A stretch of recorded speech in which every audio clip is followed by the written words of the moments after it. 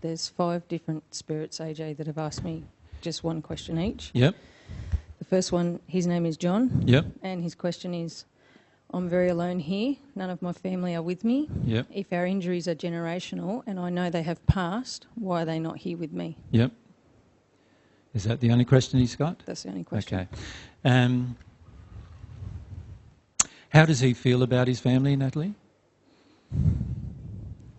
He has a strong, needy projection to have family with him? He misses them. Yeah. Yep. And where is he at the moment? Is he in quite a dark space or is he in quite a bright space himself? No, it's pretty dark. And does he have any other persons around him?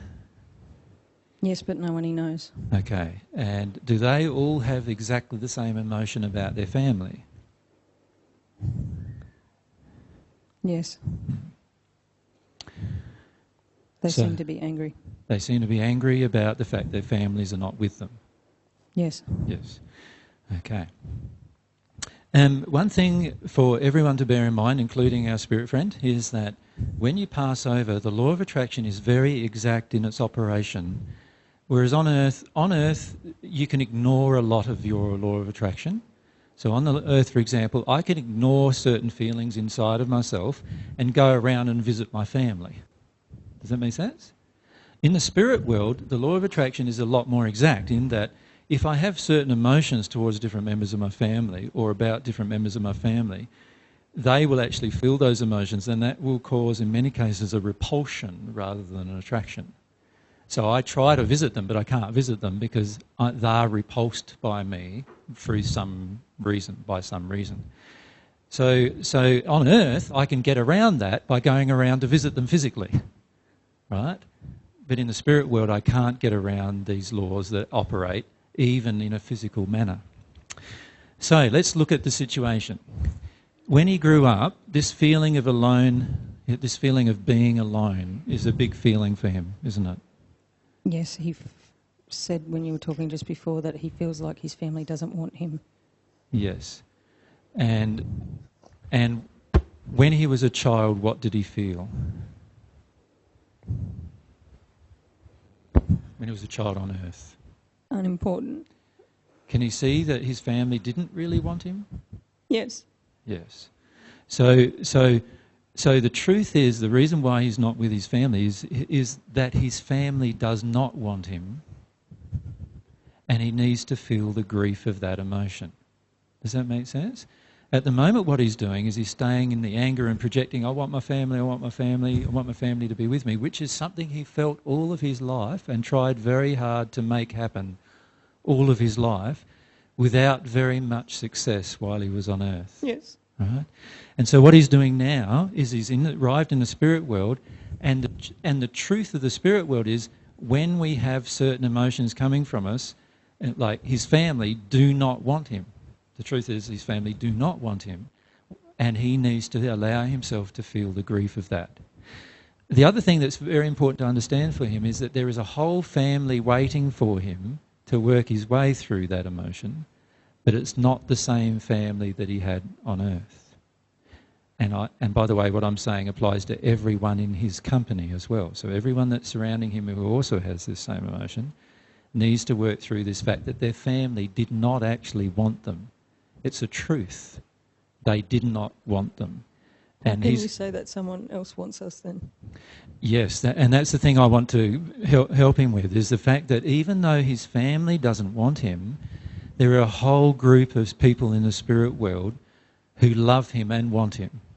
And they're all willing to even show themselves to him now if these people would like to see them.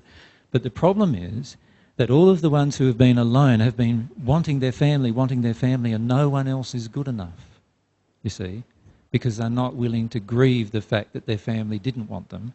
They should be loved by them. Yeah, and they have a feeling that my family should love me. Now, by the way, this is a huge emotion on this planet. My family should love me above anyone else. I should love my family above anyone else. And it's an error-based emotion. That's not the case at all. We should love ourselves as much as if each of you were my sister, brother, father, mother. I should love you the same, even though I don't know you yet, as if I love my sister, father, brother or mother in the physical sense. Now, there's a whole group of people in the spirit world who love him that amount, which is far more than his family actually loves him. But to actually get access to them, he will need to deal with this grief about the fact that his family do not love him. And he needs to accept the truth of it emotionally. And that means grieving and crying about the fact that they didn't demonstrate any love for him while he was on earth. Does that make sense? Yes. If he allows himself to do that, what will happen, if you allow yourself to do that, what will happen is that you'll quickly release this emotion, and you'll also draw to you people who do actually love and care for you, but they won't be your family members. Because many of your family members are actually in darker places than you are. And because of that, they couldn't even get to you if they wanted to. Right? And the reason why they're in darker places than you are is because they have darker emotions than you have. And so they will need to work through those emotions. And in this process of learning through this emotion of your own, you in fact in the future may be able to assist them. But don't assist them from the point of view that you'll want them to love you. Because in the end that's an unloving thing or an unloving demand inside of us.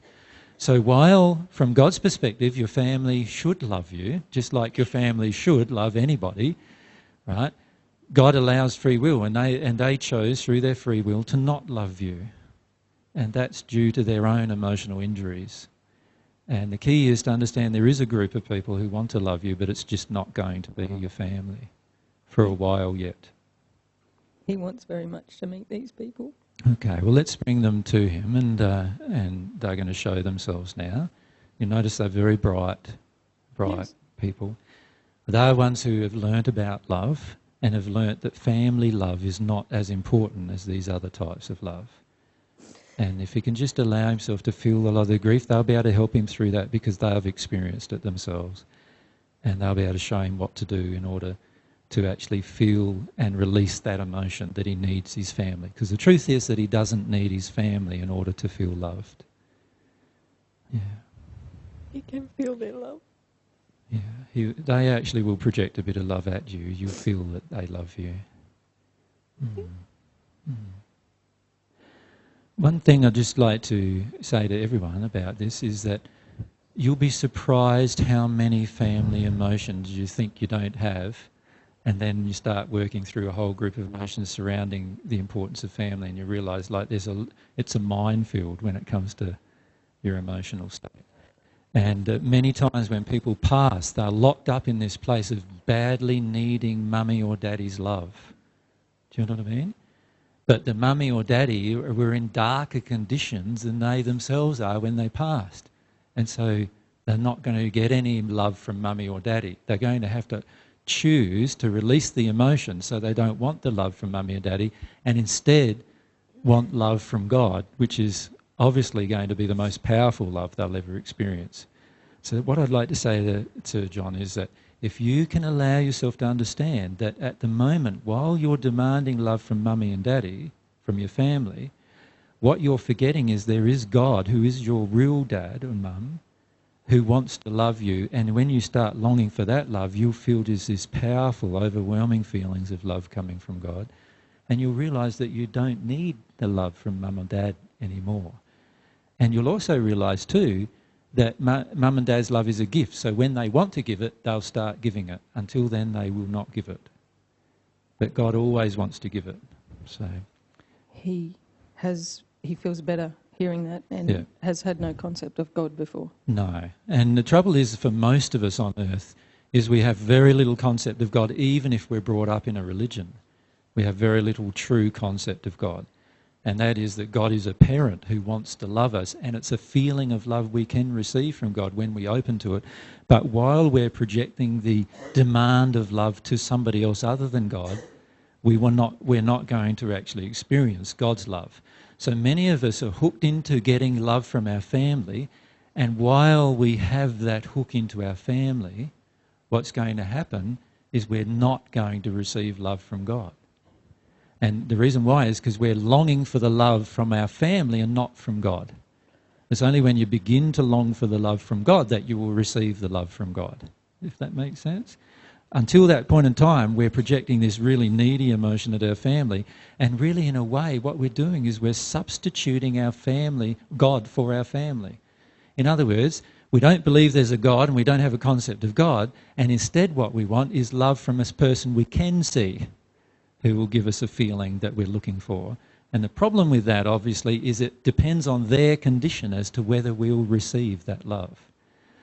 And like I said earlier, often our parents are the creator of all of our damaged emotions, so often they are not in as good condition as we ourselves are.